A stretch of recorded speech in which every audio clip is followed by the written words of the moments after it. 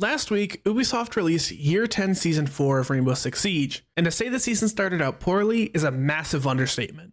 In the few days following the launch, I put out an unscripted rant talking about how disappointed I was in the launch. Not only with the Thatcher rework, but the overabundance of cheaters that plagued the servers within minutes of the season dropping. Since that season drop, I've been thinking of ways Ubisoft could turn the ship around and make something of the bad situation they've put themselves in.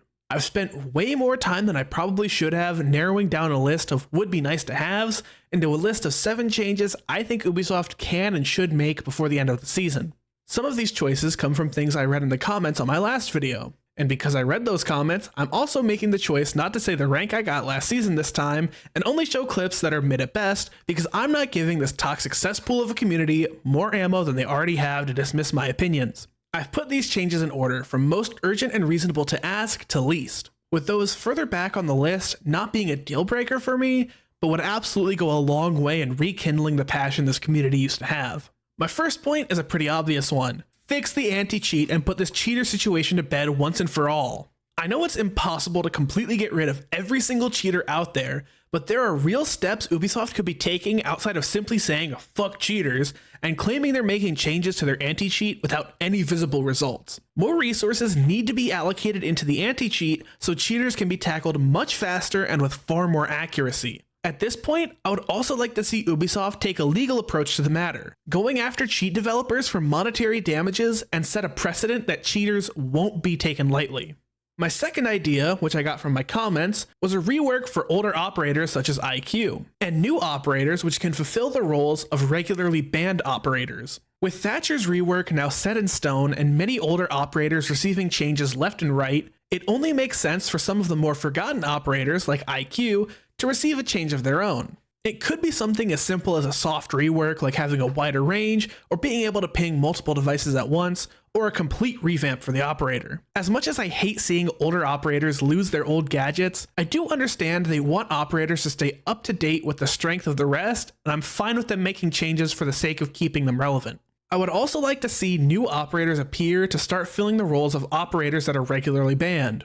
If Ubisoft is dead set on keeping operator bans in ranked, this is a necessary choice in my eyes to keep the experience balanced. We've seen operators like Thatcher be in the top 10 banned operator list going all the way back to year 5 and earlier. And while he's slowly been dropping spots, this new rework will very likely put him back on the map and get him banned more often than not. Because of this, it's very important to have roles that are able to be filled by more than one operator. And as of right now, Thatcher is the only one with some form of EMP as his primary gadget. While I do think it would have been better if Ubisoft had given Thatcher's new gadget to a new operator so the role could be fulfilled by more than one op, we aren't going back to how it used to be, so it's important Ubisoft finds another solution to filling this gap in the roster. My third idea is finishing the reworks and revamps planned for the rest of the maps in the ranked pool. I understand making changes to maps for the Siege X update takes a lot of time and thinking for placement of the new environmental objects, but this update is taking far too long to flesh out, and if it was taken care of, even in a less than optimal way, it can free up many resources for new operators and maps that the community is expecting. If the developers want the maps to have this new environmental factor but want every map to be esports ready, they can't expect every map to be fair to each other when some have the environmental objects and some don't. And I'm not asking for absolutely every single map in the game to have these new features. For all I care about, I don't mind if the maps exclusive to Quick Match don't ever receive these changes. I just want the maps that need them to be done with so the resources spent on them aren't taken away from other areas anymore. And I know rushing it will make some maps far from perfect, but as long as Ubisoft is willing to listen to the community and make adjustments when something is obviously not working as intended, things will balance out just fine. My fourth idea is to revisit the ranked system or just revert it back to ranked 1.0. As we've dealt more with the ranked 2.0 system, it's becoming increasingly clear that skill levels are not being properly shown. It's pretty clear to see this just by looking at the charts. A grand majority of players in ranked are sitting in bronze and copper, while consistently diamond and champion are sitting near the same percents, and platinum is barely above it. Copper used to be considered the worst of the worst in ranked, playing enough to get a rank, but not having the skill or knowledge to do much more than exist. Silver and gold were considered average ranks where most people resided, platinum being well above average, and above that being the best of the best. You can see it in the old charts that the rank distribution reflected that, as a majority would hover in silver and gold, and those numbers tipping off as they got higher ranked. If you look at the new official charts released by Ubisoft themselves, over 50% of players fail to reach just silver, and 25% can't get out of copper, spreading out the ranks above them to a comedic degree. Either players aren't reaching their appropriate rank because of how they're distributed in rank 2.0, or the average player today is significantly lower skill than they used to be. After 10 years of Siege, I doubt players are getting worse, which puts the whole ranked system into question. Either Ubisoft can revert back to ranked 1.0 and make your hidden MMR what determines your rank, or Ubisoft can keep buying into their bets on ranked 2.0 and continue having a majority of players in the worst ranks. I don't see ranks as a legitimate label for skill until the ranked system is revisited and focuses on pure skill rather than a visual rank that doesn't determine your real skill. My fifth idea is to start diversifying operator loadouts using weapons already existing in the game rather than adding whole new ones. Ubisoft made a good change with Operation Tenfold Pursuit, adding a new DMR to operators that needed more versatility in their loadouts. But so much time and energy could have been saved if they had taken a look at operators that have exclusive weapons and started using those instead. If you'd like to know just how many operators there are with exclusive weapons, I'll list them. Tachanka with the DP27 LMG, Jaeger with the 416C rifle, Twitch with the F2 rifle, Thermite with the 5.56XI rifle, Frost with the 9mm C1 SMG, Buck with the C8 SFW rifle, Blackbeard with the Mark 17 CQB rifle, Caveira with the M12 SMG, Echo with the MP5 SD SMG, Hibana with the Type 89 rifle, Jackal with the C70 rifle, Yang with the T95 LSW LMG, Zofia with the M762 rifle, Ella with the FO12 shotgun, Vigil with the K1A SMG, Lion with the V308 rifle, Alibi with the MX4 Storm SMG, Maestro with the Alda 5.56 LMG, Cade with the AUG A3 SMG, Gridlock with both the F90 rifle and M249 SAW LMG, Thorn with the UZK50 GI SMG, Sens with the POF9 rifle, Skopos with the PCX33 rifle, and Denari with the Glyve 12 secondary shotgun.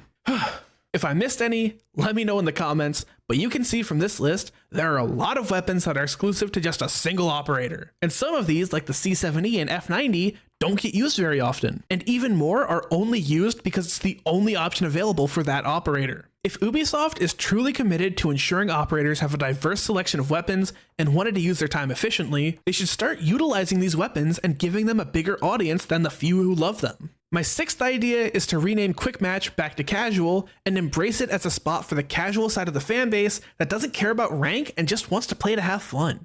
I used to be one of the people that played only casual because it was the spot to have fun and not worry about rank or playing like every game was life or death. But the last few seasons I played regularly, I started abandoning Quick Match as my go-to option for unranked because of the toxicity that formed around Quick Match. And from there to ranked as it became the least toxic of the three. If you're still able to load into Quick Match and have a casual time, that's great.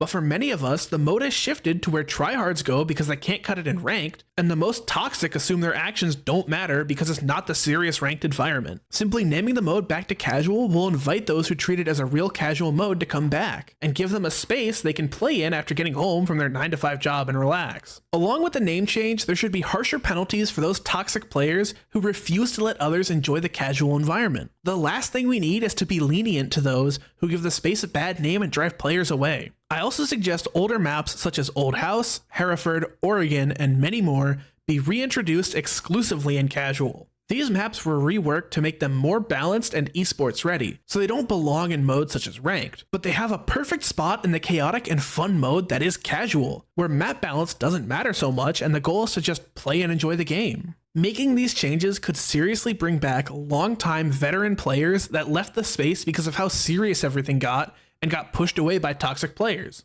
along with giving existing players that don't want the constant serious tension of ranked a space to relax and not get shit on by the diamond player that's stuck in bronze. My final and least realistic change I would love to see is adding more rewards to long-time and returning players that bought into the game years ago and haven't had enough of a push to come back. I know several people personally who used to play Siege regularly to the point of it essentially being the only game you'd see them on. But now they've been lost by all the changes in both the game and the community, and there hasn't been enough of a push to bring them back and make them feel accepted and wanted in the space. I know there are plenty of players out there who haven't been playing the game but love it just as much as I do and wish there was a reason to come back. The least Ubisoft could do for these players is give them that reason to come back.